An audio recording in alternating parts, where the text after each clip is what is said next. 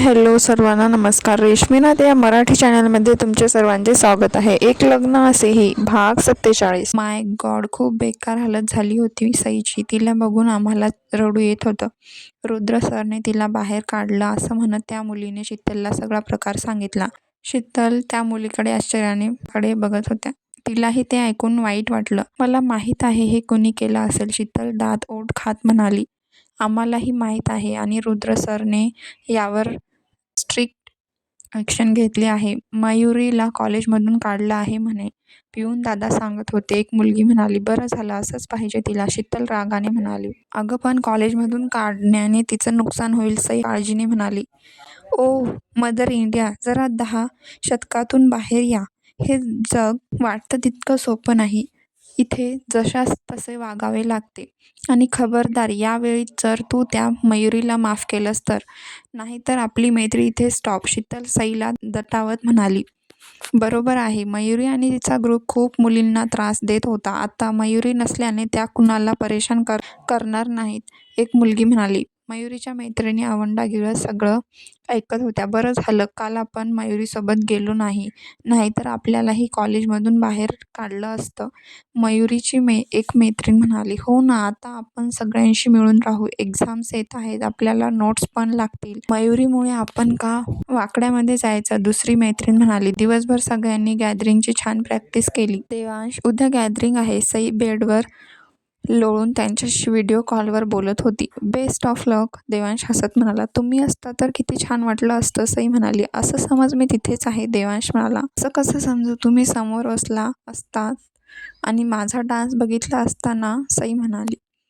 माय bad लक, देवांश म्हणाला. जेवण झालं तुमचं, सई म्हणाली. हो झालं, तुझं, देवांश म्हणाला. हो, सई म्हणाली. देवांश, आपल्या या देवांशच्या पाठीमागून कोणीतरी मुलगी आली. सईला तिचा चेहरा दिसला नाही. देवांशने लगेच कॉल कट केला. देवांश, हॅलो, सईला पुढे बोलायलाही त्याने दिलं नाही. इतकी काय घाई होती फोन बंद करायची, गुड नाईट पण म्हणले नाही. सई जरा थोडी नाराज झाली. I am sorry, me knock करून यायला हवं होतं. डॉक्टर स्नेहल, इट्स ओके, तू काहीतरी म्हणत होतीस, देवांश म्हणाला. हां, ते उद्या तुझं ऑपरेशन होणार नाही, आपल्याला त्याआधी ही एक टेस्ट करावी लागेल, डॉक्टर स्नेहल. ओ कोणती, देवांश म्हणाला. मग डॉक्टर स्नेहलने त्याला सगळं नीट समजावून सांगितलं. बाय द वे, ती मुलगी कोण होती, डॉक्टर स्नेहल. देवांशच्या चेहऱ्यावर गोड स्माईल आली. Oh girlfriend, doctor Snehal. Oh, मला माहीत नव्हतं तू मॅरिड आहेस, डॉक्टर स्नेहल. आपण कधी फॅमिलीविषयी बोललोच नाही, देवांश म्हणाला. Yeah right, good night, doctor Snehal निघून गेली. देवांशने टाईम बघितला, रात्रीचे 10 वाजले होते. सई उगाच डिस्टर्ब होईल म्हणून त्याने नंतर काही तिला फोन केला नाही. बेबी गर्ल, देवांश सईच्या गालावर त्याच्या हाताची बोटे फिरवत होता. तिला गुदगुद्या होत होत्या. काय करताय देवांश, झोपू द्या ना, सई सावलेल्या आवाजात म्हणाली. उठ ना, माझ्याकडे एकदा बघ तरी, देवांश म्हणाला. तिने डोळे उघडून हळूच त्याच्याकडे बघितलं. जो यांच्या दोघेही समावर सभा होता, त्याला तसं पाहून तिची झोप कुठल्या कुठे पळाली. ती पुन्हा पुन्हा बघून तिला तिच्या डोळ्यांवर अजिबात विश्वास बसत नव्हता. देवांश, तुम्ही, सई डोळ्यात पाणी आणून आश्चर्याने त्यांच्याकडे बघत होती. यस मी, देवांश हात पसरून म्हणाला. आणि सईने त्याला घट्ट मिठी मारली. त्याने तिला तसंच उचलून घेतलं, गोल गोल फिरवलं.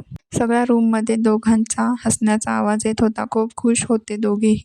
देवांश, सई त्याच्या चेहरा हाताच्या ओंजळीत घेऊन म्हणाली. दोघेही एकमेकांच्या ओठांना स्पर्श करत होते. मध्येच बॉस, राजू आत आला. बॉस, राजू. देवांश खडबडून जागा झाला. बाजूला पाहिलं तर ते हॉटेलमध्ये त्यांच्या स्पेशल रूममध्ये होते. आता तो स्वप्न पाहत होता, लक्षात आलं त्याच्या. यस राजू, देवांश सुरकुत्या सोडत म्हणाला. व्हॉट हॅपन, राजू त्याच्या त्रासिक वेदना बघत म्हणाला. एक तर सकाळी सकाळी माझं गोड स्वप्न भंग केलंस आणि वरून म्हणतोयस व्हॉट हॅपन, देवांश त्याला एक लूक देत म्हणाला. स्वप्नात सिस्टर होती का, राजू खट्टाळ हसत म्हणाला. देवांश तिचा चेहरा आठवून गालात हसला. मला स्वतःच्या पायावर उभं बघून तिच्या चेहऱ्यावर जो आनंद होता ना तो मी शब्दात नाही सांगू शकत, देवांश म्हणाला. लवकरच तो आनंद तिला अनुभवायला मिळेल, राजू म्हणाला. यस, देवांश केसातून हात फिरवत म्हणाला. मी सांगितलेलं काम झालंय, देवांश म्हणाला. हो, मी आपल्या लोकांना सांगितलं आहे. तुला सिस्टरचं फंक्शन लाईव्ह पाहायला मिळेल, राजू म्हणाला. गुड, देवांश म्हणाला. तू सांग ना भाईला, मला नाही जायचंय चेन्नईला. मयुरी ईशाच्या रूममध्ये आली. चेन्नईला? कशाला? ईशा म्हणाली. त्याने माझं ॲडमिशन तिथे केलं आहे, मयुरी म्हणाली. मयुरी, नीट सांग काय झालंय, ईशा म्हणाली. ते मला खूप राग येत होता त्या सईचा. माहितीये तिनं माझ्यासोबत काय केलं, असं म्हणत मयुरीने ईशाला कॉलेजमध्ये घडलेला प्रकार सांगितला. बट मयुरी, तू जे केलं ते बरोबर नव्हतं. यामुळे तिला खरंच काही झालं असतं तर, ईशा म्हणाली. सॉरी म्हणेल मी तिला, मयुरी नाक मुरडून म्हणाली. आता भाई नाही ऐकणार, ईशा म्हणाली.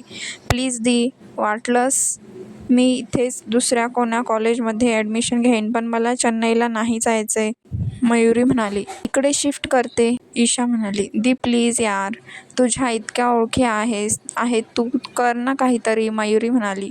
मयुरी, एक माझं, आणि डोंट वरी, मी येईन चेन्नईला तुझ्यासोबत. तुला तिथं नीट सेट करून वापस येईन मी, ईशा म्हणाली. ओके, मयुरी नाराज होत म्हणाली. ईशा तिची शेवटची होप होती. तिनेही हात वर केले. आता तिला चेन्नईला जावंच लागणार होतं. ईशा खूप खुश होती, कारण तिलाही चेन्नईला जायचंच होतं, पण त्यासाठी रिझन काय द्यायचं याचाच ती विचार करत होती. आणि मयुरीमुळे तिला रिझन भेटलं होतं. तिने लगेच आकाशला एक मेसेज टाकला. मग अमितला सांगून ईशा स्वतः मयुरीला घेऊन चेन्नईला जाणार हे सांगितलं. सई कॉलेजला आली. आज गॅदरिंग होतं. मयुरी नसल्याने तिचा ग्रुप तिच्या विना गॅदरिंगमध्ये प्ले आता होणार नव्हता. सई छान तयार झाली होती. मिस्टर पवार, रुद्रचे बाबा, स्वतः आले होते. दीप प्रज्वलन झालं. मिस्टर पवार यांनी सुरुवातीला स्कॉलर स्टुडंटला ट्रॉफी दिल्या आणि त्यांचे अनुभव सगळ्यांसोबत शेअर केले. शिक्षण क्षेत्रात त्यांचं खूप नाव होतं. सगळ्या स्टुडंटला ते फक्त कॉलेज ट्रस्टी म्हणून परिचयाचे होते. पण जेव्हा त्यांना त्यांच्याबद्दल अजून जाणून घ्यायला भेटलं, तेव्हा सगळे त्यांच्यावर खूप इम्प्रेस झाले. खूप गरिबीतून शिकून ते आज या ठिकाणी पोहोचले होते. त्यामागे त्यांची मेहनत होती. आणि आता रुद्र त्यांचा वारसा पुढे नेत होता. त्यांच्या पावलावर पाऊल ठेवून रुद्रने कॉलेजची सगळी सूत्रे त्यांच्या हातात घेतली होती.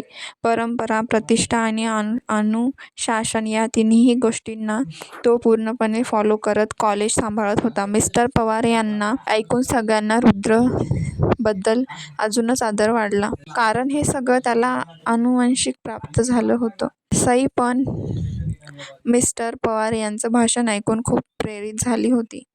मग एक एक करत सगळे परफॉर्मन्स होत होते.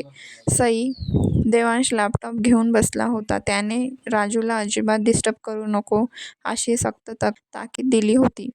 समोर काय झाले पाहूया पुढील भागात. हा भाग कसा वाटला कमेंट करून नक्की सांगा. भेटूया पुढील भागात.